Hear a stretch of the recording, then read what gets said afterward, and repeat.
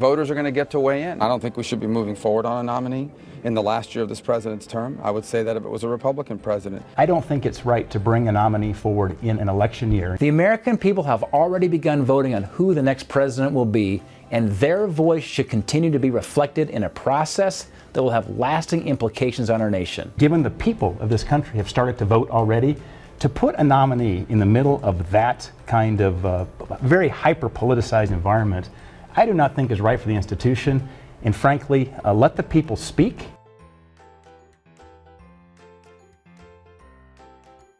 But do you know, in the last 80 years, we have not once has the Senate confirmed a nomination made in an election year, and now is no year to start.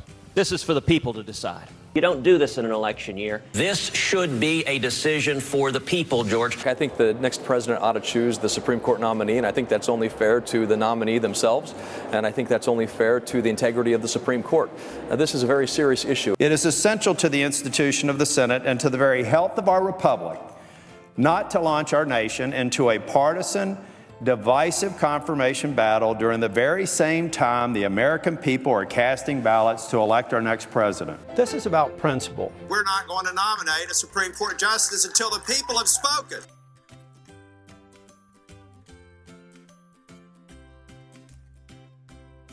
Confirmation of a lifetime appointee to our nation's highest court is far too important to become entangled in the partisan wrangling during a presidential election year. The American people deserved a voice in this process. The hypocrisy of this situation, and yes, indeed, hypocrisy is exactly what makes everyone back in my home state absolutely mad. You can't have it both ways. You can't have it both ways. It's the principle, about the principle. It is about upholding the principle. This is not about a particular person. This is about the fact that we have a president who is moving out of his presidency, and we have a very, very significant election coming up in November where we want the people to speak out.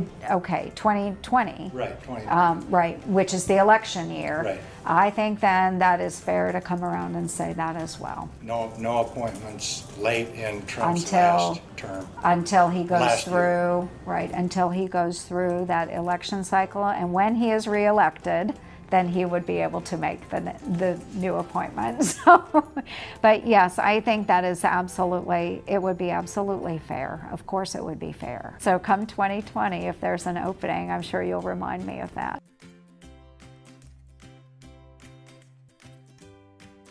I believe giving the American people a choice in this who selects the next justice of the Supreme Court is very important. I think it elevates the stake, what's at stake in this next election this November.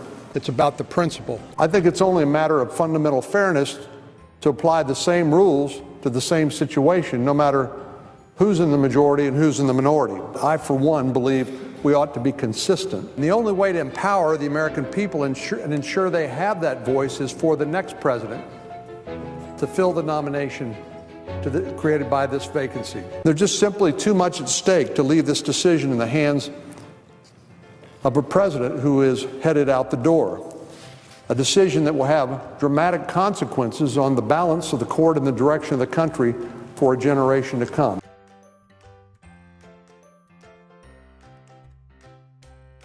This is the last year of a lame duck president, and if Ted Cruz or Donald Trump get to be president, they've all asked us not to confirm or take up a selection by President Obama.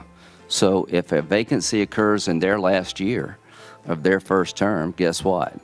You will use their words against them. I want you to use my words against me. If there's a Republican president in 2016 and a vacancy occurs in the last year of the first term, you can say, Lindsey Graham said, let's let the next president, whoever it might be, make that nomination, and you could use my words against me, and you'd be absolutely right. We're setting a precedent here today. Republicans are. This may make you feel better, but I really don't care. If an opening comes in the last year of President Trump's term and the primary process is started, we'll wait to the next election. And I've got a pretty good chance of being the judiciary. You're on the record. Yeah. All right. Hold the tape.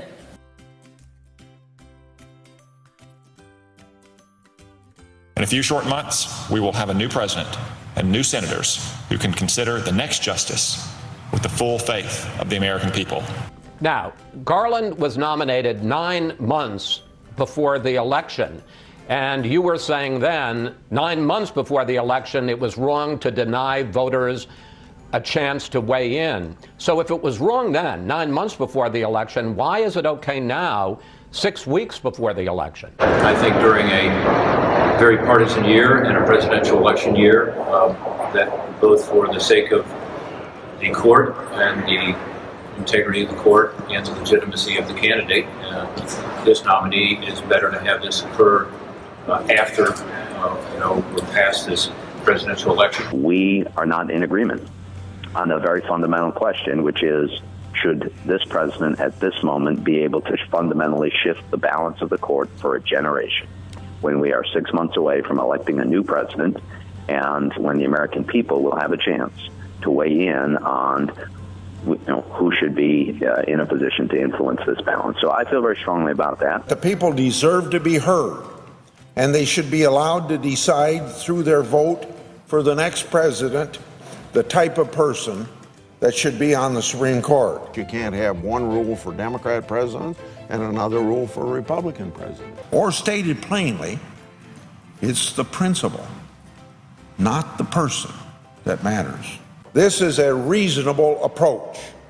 It is a fair approach, and it is a historical approach. The last time someone was put on the Supreme Court that was nominated in the last year of a presidency was 1932. 1932 was the last time that happened. And you said at the time, Americans will be voting in just a few months, and that election should help determine the next member of the Supreme Court. We think that the American people need a chance to weigh in on this issue, on who will fill that seat. They'll have that chance this November, and they ought to have that chance. Sometimes this job is about standing behind what we believe is the right thing to do. The point here, it doesn't have nearly as much to do with who the president nominated. It has entirely to do with the fact that we're in a presidential election year. And it's the will of the American people and their voices that need to be heard. And that's the point that we are making with respect to this Supreme Court vacancy as well. The next president of the United States, be it a Democrat or a Republican, should be making that nomination.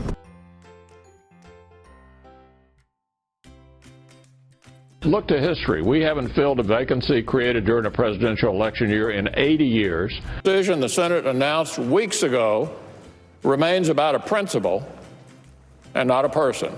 The American people are about to weigh in. Let's let the American people decide. The American people will choose. Let the American people consider it as part of deciding who to support in November.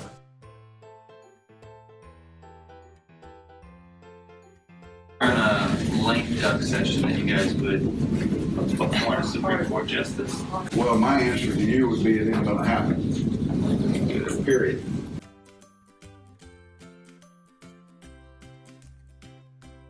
It's the American people who will bear the burden of these decisions, and therefore they should have a say in who would fill Justice Scalia's vacancy. So this decision should be made by the next president.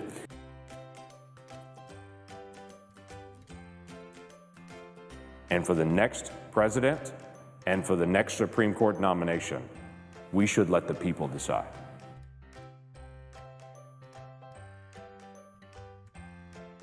Senators Lisa Murkowski, Republican from Alaska, and Senator Susan Collins, Republican from Maine. She is in a very tough re-election fight. Both have indicated that they don't think it's appropriate for this president to nominate someone. They think it should wait until after the inauguration of whoever the next president is.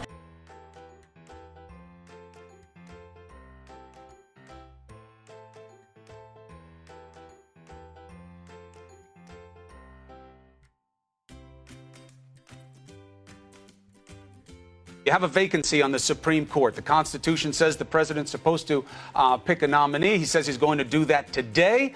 Now it's for the Senate to do its job. You say, no, don't do it. Wait for the next election. Why? You say that Washington's broken. They don't do their job enough. They all play games. This is one of those games if they don't hold hearings. Why continue the problem? because I think the next president should make the pick, and I think they shouldn't go forward. And I believe and pretty much in line with what the Republicans are saying. I think that the next president should make the pick. We don't have a very long distance to wait. Certainly, they could wait it out very easily, but I think the next president should make the pick. I would be not in favor of going forward. No matter what if he picks your sister? Then I would say the same thing. The next president, you would say no hearing if he picked your sister? My sister's very happy where she is, I will tell you. She's doing a great job.